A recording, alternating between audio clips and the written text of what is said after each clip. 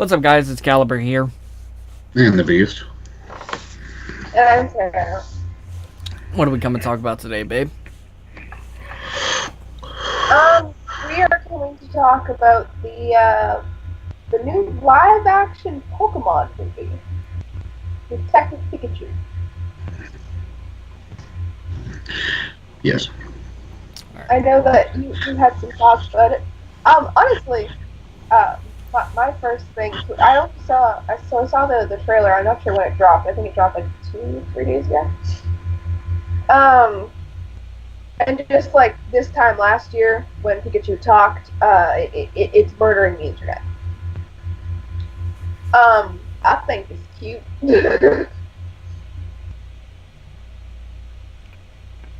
I think the concept is all right.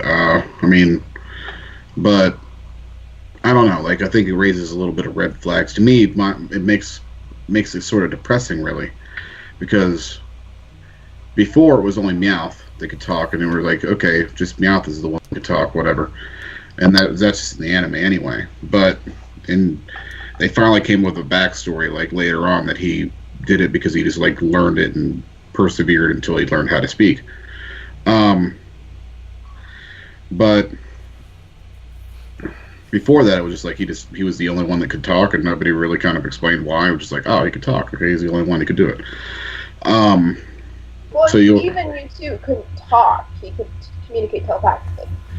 yeah, but he was always different to me because he was genetically engineered by Yeah, but you know. even something made by humans couldn't talk.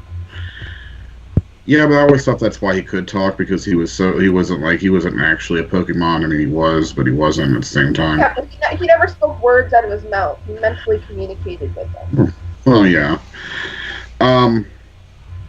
But I think this kind of raises the flag that if Pikachu can talk, and this dude's kind of like, and it's done because this guy can only talk in the commercial or the trailer or whatever you want to call it.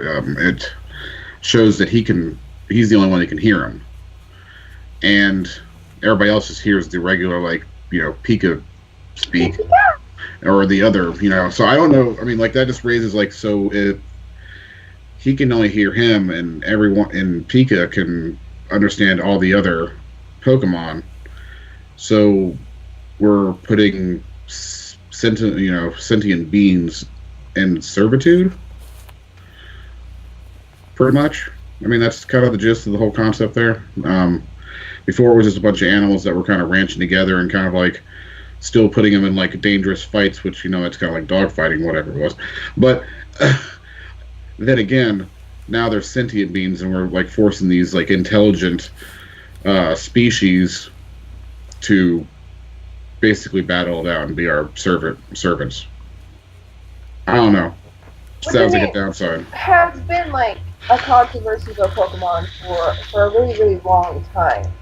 Was that you're taking these animals and you're forcing them to live in balls. We have no idea what they look like on the inside, the Pokeballs. And you're forcing them to fight each other until they faint, and then you have to bring them to the Pokemon Center for them to get recovered. So, I mean, there's always been that kind of like big issue. Like, we don't, in the real world, we don't even fight chickens. Like, it's illegal to fight chickens. Right. And or like, there's places where it's illegal to fight betta fish, like literal fish. But yet you have this world where that's literally all they do is they fight, and it's not like lightly either. It's aggressive force. I mean, we all know what happens. Well, we all know the theory of like Cubone and Marowak, and what happens to a Charmeleon when his flame goes out. So obviously, death is possible. Yes. And there's the myths about Gary. It's Gary, right? Yeah, Gary. Was it Gary or was it Red that killed his Red? Gary is the one that had like Lavender Town. It was just like Eradicate or something. One of them. There's speculation that they ended up pushing their Pokemon to death. In Lavender Town. And when you add speech and further intelligence to it, it's like, well, That's fucked up. That's like me going down the street, picking some random dude off the street and putting a collar on him, and be like, fight this other dude. Also, Help, you brought help up a fighting. very specific point earlier in our conversation today. It's basically just Dr. Doolittle for Pokemon. Right. This is what this is turning into. It's Dr. Doolittle for like Pokemon because, he's all like. Do either of you have telepathy? Because that's what I was thinking the entire time. Nice. That's just what I kind of got the gist of it. I'm like, what is this, Dr. Doolittle over here? But I don't know. I'm probably just gonna watch it because he looks really cute, but I'm probably gonna judge it real hardcore the entire time. I think I want to watch it because I've always wanted to see a live action Pokemon movie, and the CGI in it looks pretty decent from what the trailer looks like. So and to kind of see how they kind of incorporate people actually interacting with them would be kind of interesting. They kind of you kind of see a different spin on the battles in the trailer, kind of how in depth it kind of would get, and I think that's kind of interesting. Then again, I'm also thinking like, Pikachu can talk, and I'm seeing this really cool ass fight scene, but I'm like, I don't know. Why? I don't. When I think about this Detective Pikachu, my brain goes to like the Great Mouse Detectives and just all those animated mouse detectives. Right, and it's another mouse detective. No, because Pikachu is technically a mashup of the 90s. Right. The game. The craze for Pokemon originally was from the 90s. So I guess that makes sense. And to be fair, Pikachu is technically a mouse. He is. Like, that's what I mean. That's why my brain keeps going to all these mouse detectives. He's a mouse. He's a mouse-type Pokemon. I get why they chose Pikachu, but It's a marketing thing. it is a marketing thing. He is so over. The breed. Well, at this point, you have to say breed because when everybody says Pikachu, they're always thinking of Ash's Pikachu or Red's. More notably. Well, not Red's, it's Ash's Pikachu. That's the one that everybody knows. That's the one that everybody associates when they think about Pikachu. A lot of people forget that he's not the only gosh dang Pokemon. Pokemon Go. Pokemon Go. Rock on. My favorite Gen 1 Pokemon, as you know, is Bulbasaur. And it took you finding me one in the States for me to get a Bulbasaur plushie that didn't look like shit. Because there's so much every hate on single Bulbasaur. Pikachu is like perfect, with the little cheeks and your eyes are perfect, and then everything else is like demented. It's like, oh no, whatever. People aren't really gonna buy these except for like Punkaboo, one of the new pumpkin Pokemon around Halloween. Like, nobody's really gonna buy these, so let's just, And like every time I tried looking for a Bulbasaur, his face was messed up, or his squishy paw thing. Oh yeah. That, by the way, I love you. It's focused on fucking Pikachu. Let's go, Pikachu. I was so. I like Pikachu. He's a good, marketable character. But there's a lot of other Gen 1 Pokemon that you could really fly to. Or in the game itself. Honestly, he wasn't even a usable. He wasn't even a starter Pokemon, which would be kind of what. He was Ash's in the anime. But originally, he was just a regular Pokemon. Nobody really kind of thought anything about him until the anime came out. In total, there are 802 Pokemon without Mega Evolutions and Aloha forms. Mm-hmm. 802 more if you count the Megas and the Alohas. And you guys focus on Pikachu. I'd rather see more Raichu shoved in my face. Give me some Raichu. As much as people will disagree with me, I prefer Raichu over Pikachu. So do I. I love his attitude. I just. Raichu was a kick-ass freaking Pokemon. He was Pikachu, but bigger. Um, and had a better color scheme than that really bright-ass yellow. Um, there's also, there's another one that's kind of coming around, though. I do kind of see that trend coming along as Eevee's starting to make a comeback. Yeah.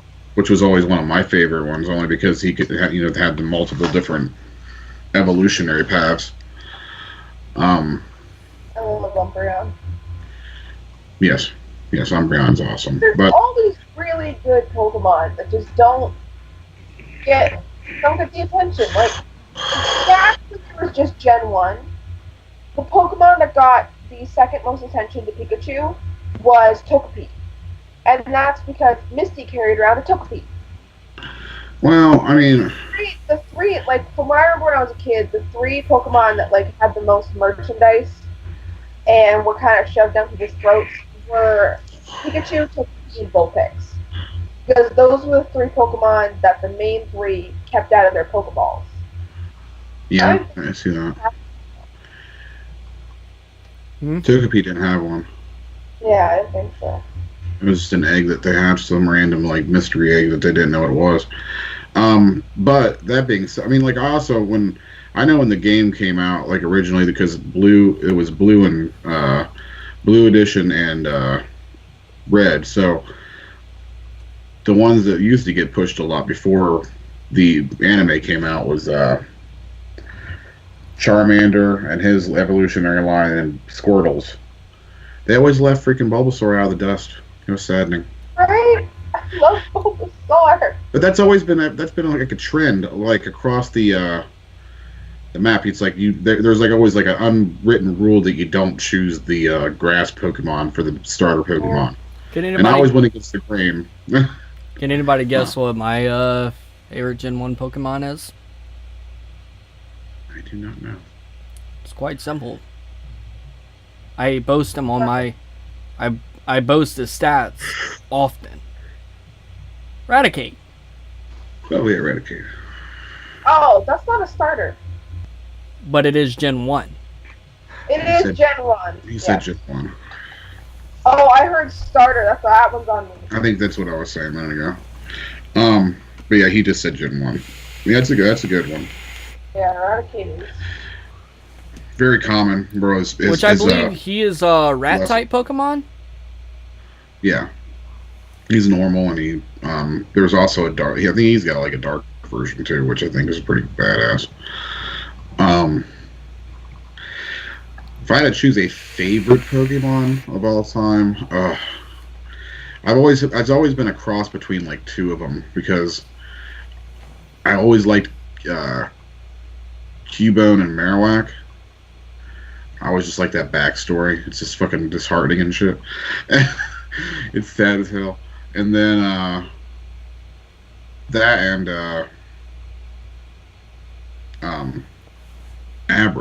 Abra's line, I always liked them.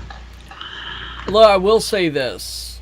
Before I found out about other Pokemon, my original favorite was Pikachu. I think everybody's was at one point. Like when the anime was out, because I played the games around the same time the anime was out, because that's about when I got the game.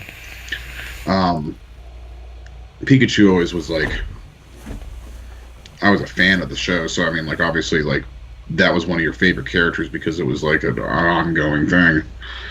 But he's just a very likable character. He's loyal, passionate, cute. Has somewhat of a stubborn side. And he's cute. Yeah, and cute. So. But thought, back to the subject at hand. No, I mean, I'm gonna check out the film. I think anybody who enjoys Pokemon itself probably will like the movie.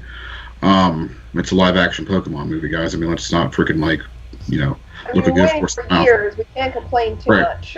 You're right. We can't complain too much, even though the premise is a little weird and they did It's choose like a all third people who are actor. waiting for live action Harley Quinn. Like, I mean, you got what you wanted. It might not be perfect, but I mean, you got it. You got it. You know, I mean, let's deal with that. Definitely worth a go. Like, I'm hesitant, but I'm pretty excited. Like, he's adorable. I'm hoping there's like other. I'm sure there's going to be other Pokemon in there, but Future video though, I do want to kind of bring it up when it gets closer to coming out. When you said Harley Quinn, I kind of want to see about this new Joker movie coming out with freaking or Phoenix Yeah. or that or who is it? Joaquin Phoenix. I don't remember it now. Well, Joaquin since we're on Phoenix. the subject of superheroes, I would like to pay my respects to Stan Lee. Yes. Yeah. Yes. Yeah, that hit me in the face. It hit all Yeah, of us it in was- the face. I mean, I was talking to my stepdad about it. He's like, "Well, he was 95," and I'm like, "I know, but I'm so sad." Yeah, you know, it's like, you know, he's an icon in the industry. He's definitely gave us a bunch of like stuff that we grew up with, a lot of nostalgia, stuff that was able to kind of put us through with his writings and stuff, because a lot of those characters was stuff that he dealt with, and you kind of felt that throughout the time because it was something that maybe you were going through, and you were able to relate to that certain situation that person's going through. Maybe not like in fullness, but it kind of helped you out during that time, especially at least in comfort in reading the awesome characters he developed. Yeah. Some regard him Losing as one of the grandfathers of comic books. Oh yeah, absolutely, every bit of it. I mean, he is. I mean, Or no, he is Marvel. not one of. They say he is the grandfather of comic books. I mean, he is Marvel. I mean, majority of all the characters are, him. I mean, those are his art, his love, his He's the passion. co-creator of Marvel, but he is like the face of it. Oh yeah, absolutely. It's He gave gonna us some suck. great characters. There was a post years ago, and it was that you're gonna sit down to a Marvel movie one day, and you're gonna sit out the entire time. You're gonna feel like something's missing, and when the movie's over, it's gonna go up on the screen in memory of Stan Lee, and you will realize that his cameo was missing. Right, because he had a cameo and everything. I mean, even in the ones that everybody made fun of, or the ones that are kind of like were the down ones, he Yeah, was no, always like you look for him, you're like, where's he? Like, it's gonna happen.